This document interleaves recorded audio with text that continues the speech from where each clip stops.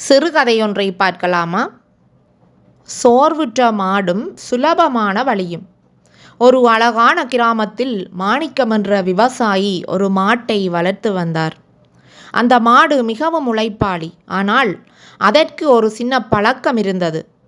எப்போதுமே வேலை செய்யும் போது இன்னும் கொஞ்சம் சுலபமாக இந்த வேலையை செய்ய முடியாதா என்று சோம்பேறித்தனமாக யோசிக்கும்.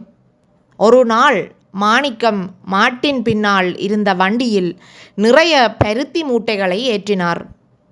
மாட்டின் எண்ணம், அப்பாடி, இவ்வளவு எடை இழுக்க வேண்டுமா, மெதுவாகவே நடப்போம் என்று நினைத்து கண்களை மூடிக்கொண்டு மிகவும் சோர்வாக நடித்தது. வழியில் ஒரு ஓடை வந்தது. வண்டி ஓடையில் இறங்கிய போது தெரியாமல் சறுக்கி பருத்தி மூட்டைகள் தண்ணீரில் நனைந்தன.